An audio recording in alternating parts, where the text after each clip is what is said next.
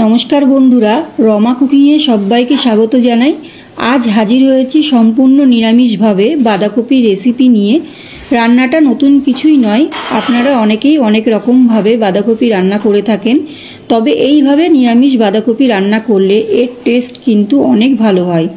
এটা ভাত, খিচুড়ি, রুটি, পরোটা অনেক কিছুর সাথেই খেতে কিন্তু অসাধারণ লাগে।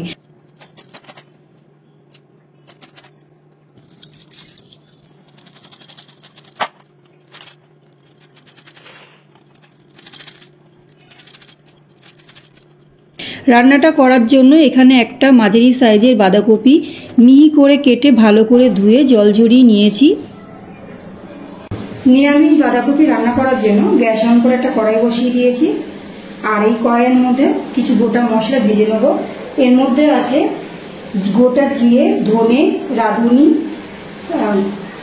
এলাচ, লবঙ্গ, দারচিনি আর আছে মৌরি। সব কিছু ভালো করে ভেজে নেব।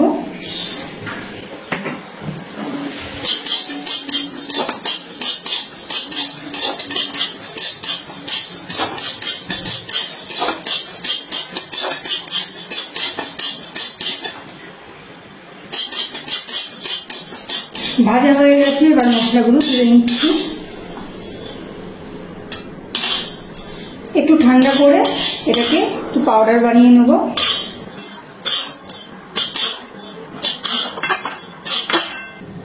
মশলাটা ভেজে তুলে নিয়েছি। এবার এটাকে একটা মিক্সিতে আমি গুঁড়ো করে নেব। এবারে কড়াইয়ের মধ্যে দিয়ে দিচ্ছি কিছুটা সরষের তেল। তেলটা গরম করে নেব।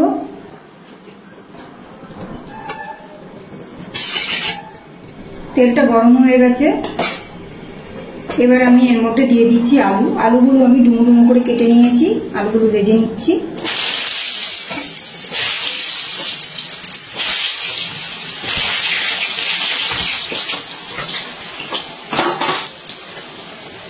দিয়ে দিচ্ছি একটু লবণ আর দিয়ে দিচ্ছি সামান্য হলুদ আর লবণ দিয়ে আলুটা ভালো করে ভেজে নিচ্ছি। আলুগুলো একটু বড় বড় করে কেটে নিয়েছি, খুব বেশি ছোটো কাটিনি।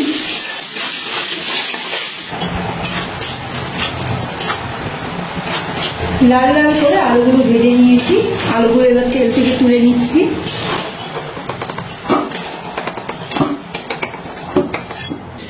এখানে কিছুটা চিনে বাদাম আছে, এই তেলের মধ্যে একটু বাদামগুলো ভেজে নেব।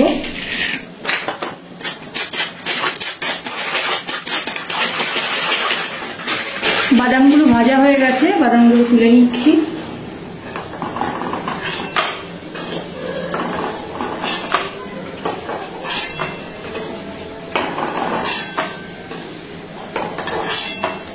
এই তেলের মধ্যে দিয়ে দিচ্ছি একটা তেজপাতা, শুকনো লঙ্কা, দারচিনির টুকরো, এলাচ, এখানে আছে কালো জিরে আর গোটা সাদা জিরে। কিছুক্ষণ ফোড়নটা তেলে নাড়াচাড়া করে নিচ্ছি।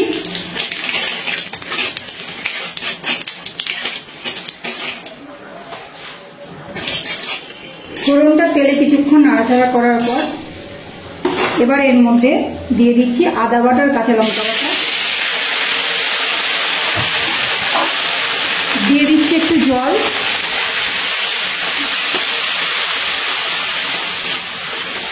তেলের মধ্যে কিছুক্ষণ আদা বাটাটা একটু নাড়াচাড়া করে নিচ্ছি।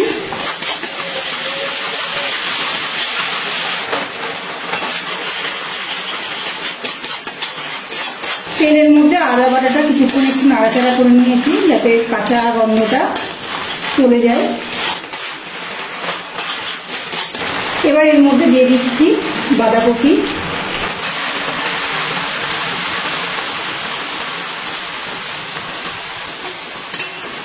এবার খুব ভালো করে বাঁধাকপির সাথে সবকিছু মিশিয়ে নিচ্ছি। এই সময় গ্যাসের ফ্লেমটা হাইতে রেখে দিয়েছি।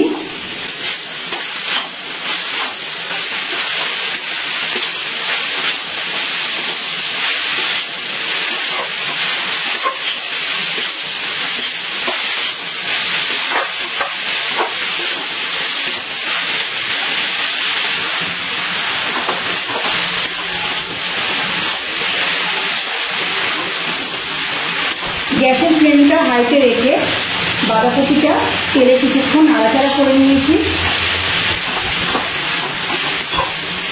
এবার এর মধ্যে দিয়ে দিচ্ছি খুব সামান্য পরিমাণ জিরে গুঁড়ো, হলুদ গুঁড়ো, কালারের জন্য দিয়ে দিচ্ছি কাশ্মীরি লঙ্কার গুঁড়ো, দিয়ে দিচ্ছি স্বাদ মতো লবণ। সব কিছু ভালো করে নাড়াচাড়া করে মিশিয়ে নেব।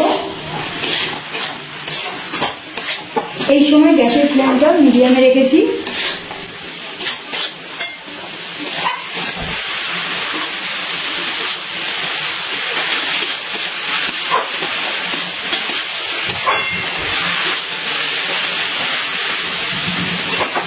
গুঁড়ো মশলাগুলো দিয়ে কিছুক্ষণ নাড়াচাড়া করে নিয়েছি।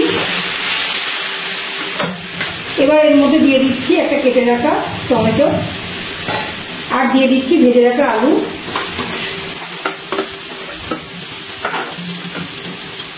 সবকিছু মিশিয়ে নিচ্ছি।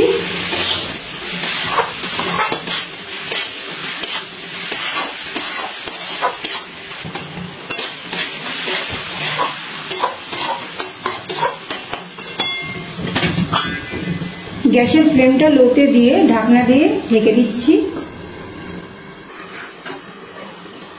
ঢাকনাটা খুলে নিচ্ছি, নাড়াচাড়া করে নিচ্ছি।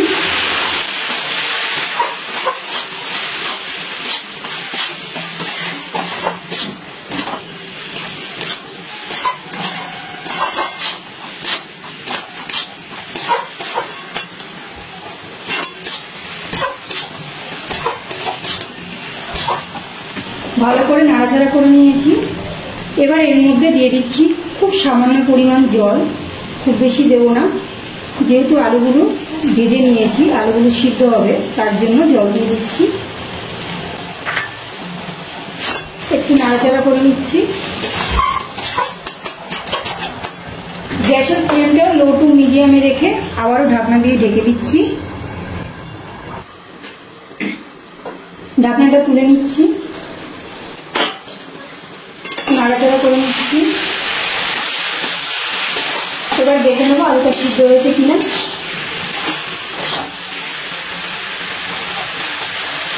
আলুগুলো কিন্তু খুব ভালোভাবে সিদ্ধ হয়ে গেছে।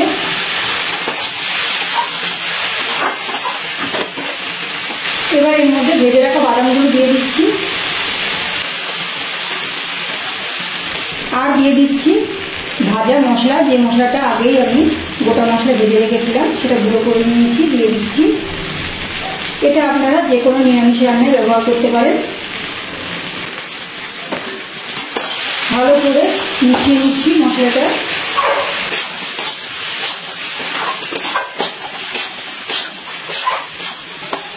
মশলাটা দিয়ে কিছুক্ষণ একটু নাড়াচাড়া করে নেব। ভাজা মশলাটা দেওয়ার পর কিছুক্ষণ একটু মিডিয়াম আঁচে নাড়াচাড়া করে নিয়েছি। এবার এর মধ্যে দিয়ে দিচ্ছি খুব সামান্য পরিমাণ চিনি, যেহেতু এটা নিরামিষ রান্না, একটু চিনি দিলে খেতে ভালো লাগবে, আপনারা চাইলে নাও দিতে পারেন। আর দিয়ে দিচ্ছি 1 চামচ ঘি।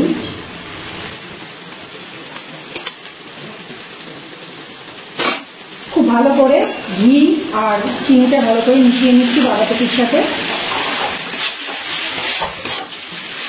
আমাদের কিন্তু নিরামিষ বাঁধাকপি রান্নাটা একদম তৈরি হয়ে গেছে। এবার আমি একটা পাত্রে পরিবেশন করে নেব। ভালো করে মিশিয়ে নিয়েছি। এবার গ্যাসটা অফ করে দিচ্ছি। নিরামিষ বাঁধাকপির ঘন্ট বা তরকারি একদম তৈরি। নিরামিষ দিনে বা কোনো পুজোর ভোগে আপনারা এইভাবে নিরামিষ বাঁধাকপি রান্না করে দিতে পারেন। আমার আজকের রেসিপিটি কেমন লাগলো কমেন্ট করে জানাবেন। রেসিপিটি ভালো লাগলে একটা লাইক ও শেয়ার করবেন। আমার চ্যানেলে নতুন বন্ধু হয়ে থাকলে চ্যানেলটিকে সাবস্ক্রাইব করার অনুরোধ রইল। আজ এই পর্যন্ত, আবারও হাজির হয়ে যাব অন্য কোনো রেসিপির সাথে।